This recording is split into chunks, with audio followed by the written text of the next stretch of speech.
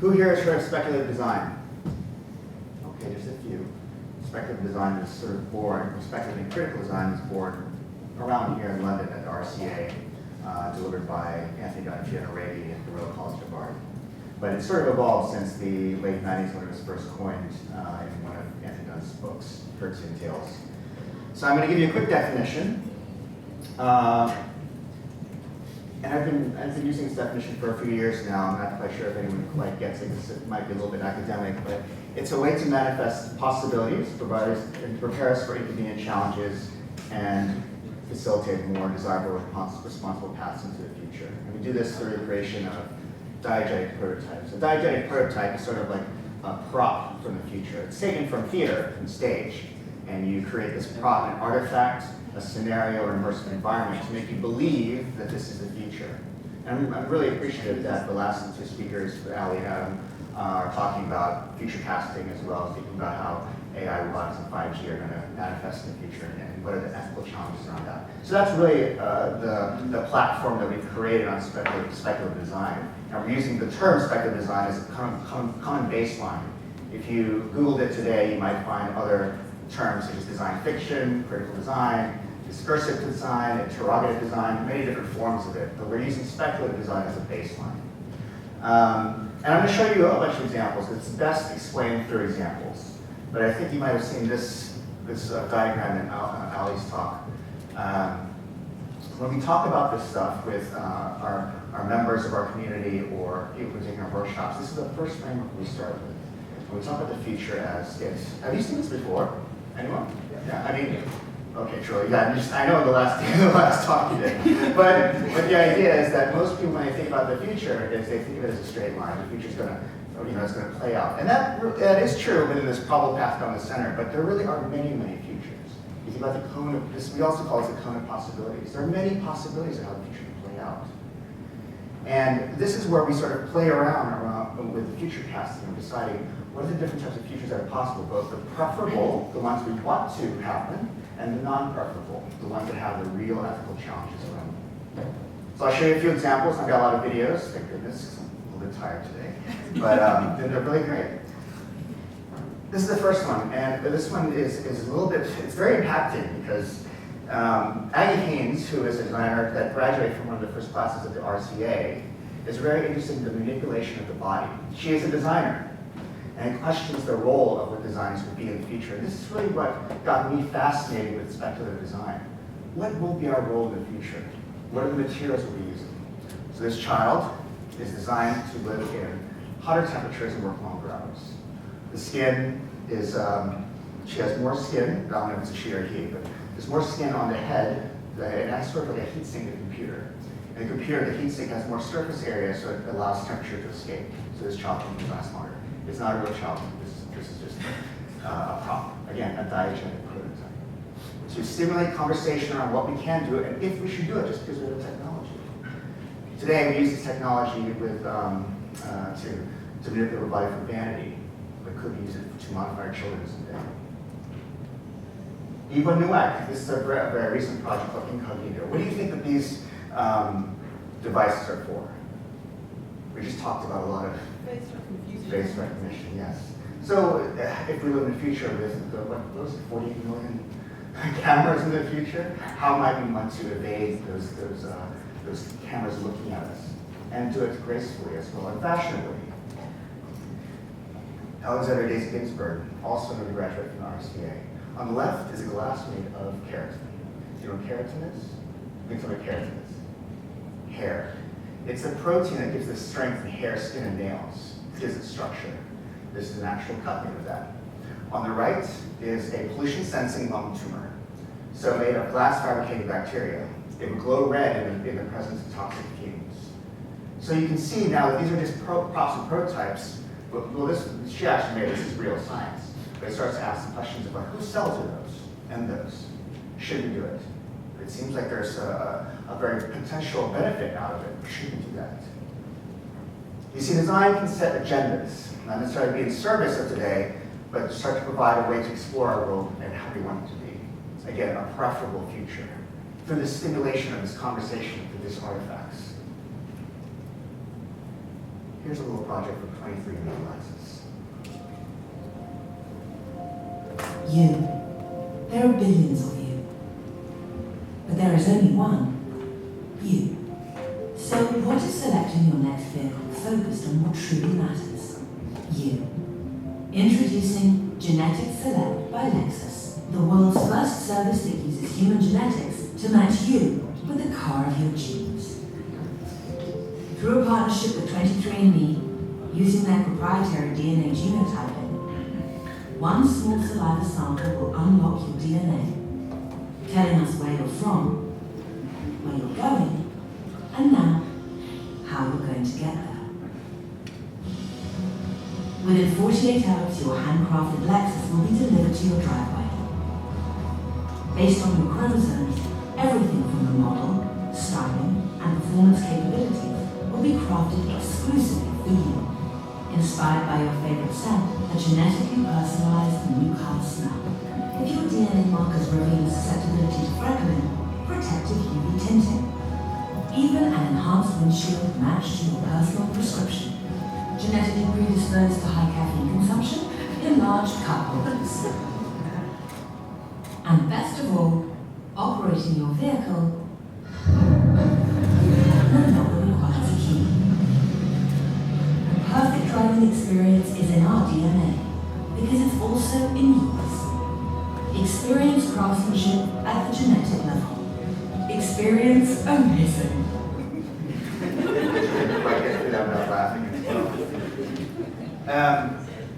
Maiden Levy. So Maiden Levy was the winner of the Core 77 Speculative Design Awards as a juror this year, and this was by far the most beautiful project that we saw. This is called Neon Fruit. These are fruits that he designed based on a fictional technology called 4D printing, where he was actually able to print these fruits in the future, trying to reconnect the humans with food, how much we want to bring it into a more synthesized and more stylistic manner. Beautiful, right? And he also did this really great video. Easy! That's what it's all about. Wait! Okay now, from the beginning. Yes, boys.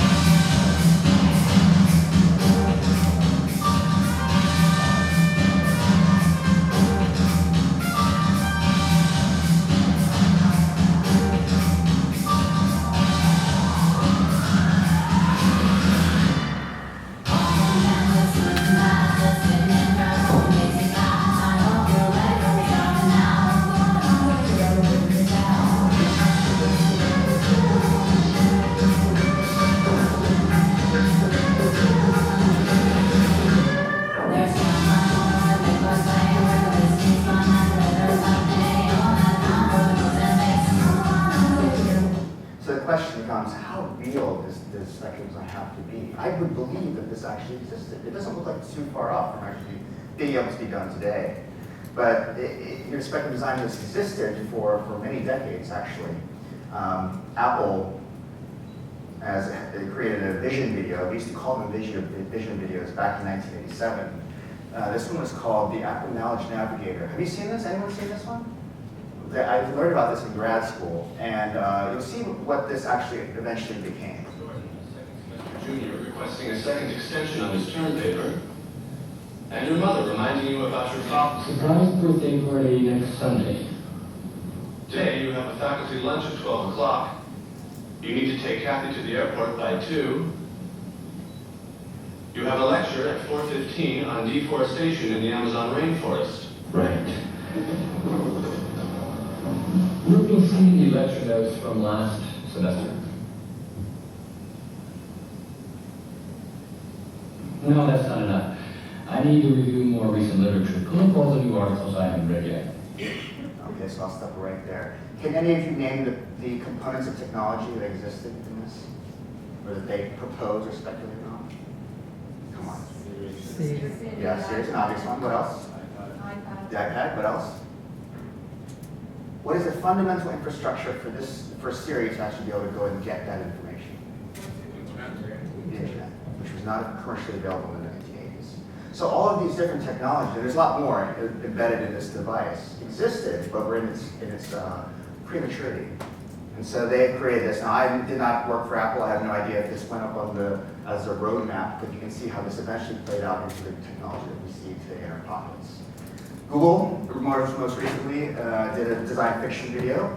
So Nick Foster, who is the head of design of Google X, created this video in 2016, and it leaked out. And there was a lot of public backlash around this because they thought that this is what Google was really up to. I'm not going to show the video, but you can look this up online. It's Google Selfish Ledger. And one of the videos talks about how the ledger doesn't know a piece of information about its user. So it goes through, it searches through all of its social media activity and all its preferences, it says, and it needs to find its weight, the user's weight. So it 3D prints a scale in the preferences and style of that user just to get that person's weight. IDEO this is also another finalist in the Core 77 awards this year. So this is Hyperhuman. What if tomorrow's supermarkets considered your values and your ethics when automatically buying products for you?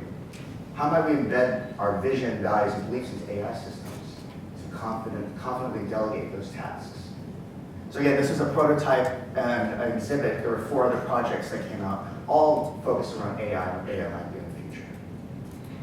So there's many other projects. I wish I had more time to show you some, but I'm going to show you some frameworks now for what we might have to consider for designing for the future. And what we've been doing at Design Futures Initiative is trying to figure out what are the actual practical frameworks that we can start to talk about where corporations can use this, not just academia, not just museums, but how can we actually use this practically as a strategic device? And we've looked at strategic foresight, which is a discipline and the curriculum you learn as going through MBA, and then speculative design, and then another framework called backcasting. At McKinsey, which I'm the design director at, we've been trying to create a futures practice there. And we're trying to figure out what does that practice look like? How can we actually sell this to our customers? And we started a newsletter, an internal newsletter. But this is just one version of what a process might look like. You might see it looks very similar to design thinking, and that's on purpose as well, because design thinking is something we're already trying to evangelize as well. But if we bring it to a client who's never even done either, we can show them the similarities between the two. You start with research. You look at what we call signals, which might be a trend or an event that we want to trace into the future. We do some research. We actually talk to users. We talk about what they might perceive or want in the future. And we synthesize a bunch of different ideas. And we do this process called world building. World building is a framework or a trope that comes from science fiction authoring. If you're reading a science fiction book, they build the world around you, right? You get introduced to the characters, the laws, the history, everything that's brought you up to that point, no matter if it's a fantasy world or if it's the world of our future. And we start to build that world. Once we understand that world, all the laws, all the technology, economics, the environment, we can start to build these products and say, this is what the product might be like in the future. And then we create prototypes just like we do in any other design process, and then we have that discussion with the client. We say, this is what the future might look like. Do you want it or not? And then we do a backcasting framework. I'll show you backcasting in a second. So one of the strategic foresight frameworks, which is very popular, is called STEEP. You might see different variations of this, but STEEP is a very common one. We look at the social, technological, economic, environmental, and political landscape of what we think the future might be like. And some of that is very speculative. We have no idea what the political landscape will be. It's very volatile at this moment, especially in the United States. But we try to build that world around us. And a very common speculative design framework is called the futures wheel. Again, we take that trend and we put it in the center, and then we trace out concentric circles. The first concentric circle from that trend is the direct implication. So what's the direct implication of autonomous cars, you might think? What's the direct impact of having an autonomous car? Anyone? Not owning a car. Not owning a car? Sure. Low profit. Yeah, you guys? No drivers. No drivers. Less crashes. Less crashes, supposedly. And then what's an indirect implication? So if we have no drivers, less crashes, what might be an indirect implication? Insurance complication. Yeah. Non-insured. Well, yeah, that's true. Yeah. I always use the example of, okay, so we don't have to drive anymore, right? That's a direct implication. We don't have to touch that wheel. But the indirect implication is we forget how to drive. I used to have really great handwriting, but now I don't because I'm always typing. And I've unlearned that skill set. Now what happened? Now these are the really great places. If you keep tracing those indirect implications out, these are the great places to select a design response for how we want to solve that problem. Because we don't necessarily always think about the indirect implications. That's where the ethical challenges come around. And that's where all these unplanned, inconvenient issues arise. Backcasting is another framework. It's been around for a while, several decades as well. And I think it started in the, I forgot what industry. But what you do is you look forward into the future and you select several different futures, or one future. Backcasting originally was just one future, but if you put it on top of the futures column, you can select several futures and you backcast into the present and say, what events, milestones, or infrastructure need to exist for this future to happen or not happen? And it doesn't always look pretty.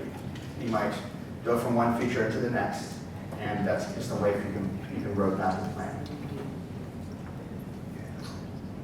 So McKinsey Design. Again, I told you we were doing this newsletter. We did our first volume earlier this year, looking at several signals. So the signals we're looking at, the digital nomad, the idea that we're working a lot more remotely these days, the rental of personal goods. So now you can actually rent furniture from IKEA, rent bikes and baby carriages, anything you can think of, you can rent now. And the idea that we're always moving around remote, and then minimal living. You couldn't find a better picture of the Marie Kondo, but the idea that we want to be a little bit more organized. And then we create what we call the hyper-nomadic lifestyle. So the ecosystem of, if you're going to move around, if we don't have to own houses anymore, how do we bring our services along with us? Our medical, our insurance, our clothes, our cars, everything's rented, so we're more hyper-nomadic. You know, the traditional nomad brought all of their clothing and apparel and everything with them, and they brought that around. But everything's digital now, so now it's a digital version of that. Our second volume, which we're going to put out in December, is all around digital identity, which is going to be a lot more pervasive in the next coming years. So the idea that there's one digital format, so if you have to carry around a passport or a paper identity, you have one identity that gets scanned through a biometric input system and the systems all across that are connected to know you. And we're looking at specifically healthcare, how does that affect healthcare? So I'll tell you a little bit about Design Futures Initiative. This is a nonprofit I started in 2015. I studied speculative design in grad school in 2009, and I fought with my professors around the actual value and impact and importance of it. And then so after I graduated, I kind of put it away because I was depressed and just I didn't really feel like I made an impact. And in 2015, I was like, screw it, I'm just going to do a meetup. And I started this meetup in San Francisco, and it grew from there. So we do three things at Design Futures Initiative. We have a conference all around this topic in the US and the EU. We just had our second EU conference in Madrid this last month. And then Speculative Futures was the meetup I started. And now we're a global community. And then we have our own programs, and I'll tell you a little bit about programs later. But just to let you know how fast this community has grown, in 2018, that's last year, we had 6 chapters. In 2019, this month, we have, and that is out of date, we have like 43, I think. We're now in Tehran and in China, and yeah, we're all over the world. It's been pretty amazing. And our next conference will be in Atlanta in 2020, in June. We haven't set the date yet, we're still solving that. And then programs. So we started our first program with children last year. So, we've got the conferences, we've got the community, everyone's talking about academics and corporations, how to bring this to different types of people and companies, and I wanted to focus on something completely different. And so we've been working with the Boys and Girls Club of San Francisco. Is anyone familiar with this nonprofit? No? So the Boys and Girls Club caters to children who are at risk. That means they're at risk of gangs, violence, drugs. They grew up in very challenging neighborhoods and socioeconomic communities. And we thought, how might we use futures frameworks to help these youth identify life, career, and social challenges? So the way that we're thinking about what do products look like in the future, what does their life look like in the future? Could we teach them design thinking and these frameworks to actually identify those problems early enough and to evade those non-preferable futures? So we started off with a bit of research and asked a child, if you had all the money in the world, what problem would you solve? And he said, I would solve the problem for racism, which was very hard for me to hear that a 13-year-old child is dealing with this. I don't know why that was strange to me, but it was. And so what we realized was that the children, middle school is what we were targeting, 10 to 13, is they were affected by these really current contemporary issues, but they didn't know how to articulate what the problem really was. They didn't know how to find the root cause and then attack it in a very positive, constructive way. So we taught them sign thinking and how to frame problems and do root cause analysis by asking the 5 whys, and then we taught them futures frameworks. But we create activities for them, such as this, where they painted the futures cone on the floor, and we asked each child to represent a different version of that child's life throughout history, and to come up with different solutions for how that child might change their life, get from the bad side into the good side. And it was very impactful. We've talked about ethics with them. You can't really just say, well, you can't say the word ethics and expect all these kids to really understand what that means, so we have to change the vocabulary. And this is one thing we've discovered is very important with children, is to actually change the vocabulary into things that they've heard before. So just rules. We talk about policy, they're interested in what policy means, but they're just rules. And then we had a committee, so the 3 children in the front are the ethics committee, and then the rest of the class was society. And we had them vote on different things like war, student loans, I don't know why that was suggested by the teacher. They're way too young to talk about student loans. Facial recognition technology, drones, and what are the ethics around that. And it was just a massive debate around what they should do and what they shouldn't do. And the war one was very, very, very interesting because we talked about Gaza. And we said, should we involve ourselves in this conflict, the Israeli-Palestinian conflict? And yeah, some kids wanted to go to war and some kids didn't, and it was really crazy. But they started to realize that it's a social construct. Ethics are a social construct that we decide as a society that based on our own values and principles of where we are today. So, if you want to know more about speculative design, Foresight, Futurism, here's a bunch of books. I'd like to take pictures of this slide, but these are just a few.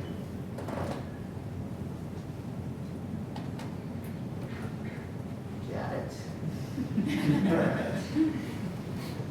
You can start by playing games. When I used to work at GE, and how I introduced speculative design to GE and my design team was I would play games with them during lunch and say, here's a few prompts, let's think about what the future of aviation might be like.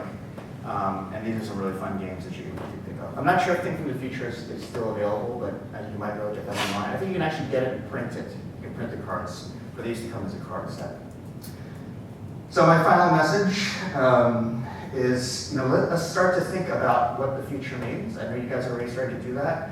Let's start to design for many different types of users, the disabled, the children, all different types of races, LGBTQ.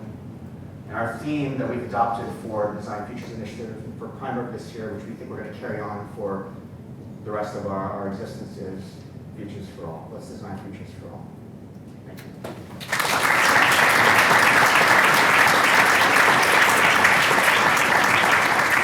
As ever, I have questions. Now, the most popular one is very direct, and you touched on it a little bit, but it is, how do you make money from speculative design? Oh, okay. So it's a very new term, especially in the corporate world. So we're sort of advising people not to call yourself a speculative designer. You're a strategist, a design strategist, and we sort of smuggle it in as that, or futures thinking. So if you are a designer and you're already sort of in the practice, I would just try to do that way. I think within the next 5 to 10 years, we're going to start to see more futurists and futures designers erupt into the field, and then then that'll be a very direct question, like that's how you do it. But right now, it's sort of an incognito thing that we're doing. And what does success look like? Because obviously there will be some designs that you do and they come true, or they actually fulfill a purpose, and you say, okay, that was successful. But in the case of kind of much more long-term speculative design, how do you think we did a good job? Yeah, so that's sort of the debate around this work is it's hard to measure, like even with the children. How do we know that we've actually impacted their lives? One thing to do is like, it's not that different from business strategy. You know, we hire lots of, companies hire business strategists to come and present them a PowerPoint with recommendations of where they should go in the future. There's nothing different from what this is, except for our output is very different. We might say, here's a strategy, and here's an artifact or scenario or some sort of scene that you either want to go there or you don't want to go there. And we find out along the way. And another question, last question was, so somebody asked that they feel, that we're seeing a revival of the past, that we're going back to things like, there are specific examples of pixel art and Stranger Things, which I really like. And so they said, why do you think it's becoming harder and harder to envision new futures? To which I think I'd add, and do you think that? To envision new futures because we're constantly regurgitating the past? Yes. I don't know. I mean, I hate to say that we've lost our creativity or our vision, but so what we did in the very beginning, it was a risk for me to start the first meetup, and I said, at the very least, if you don't buy any of this stuff, you have at least another synthesis framework. You have another way of looking at the future that incorporates a different level of responsibility than we do today. And hopefully, we'll have more creative parts of the world that actually are ethical or considering, different demographics, that kind of thing. But I don't really know the answer to that because I think we're all trying, but hopefully this is just one way of us looking in and just stimulating more insight into what we out in the world. Brilliant. Well, I have to say, I'm sure I speak for everyone when I say I'm so glad that you made it here because that was absolutely fantastic. So Oh, a huge round of applause for Phil at Balagtas.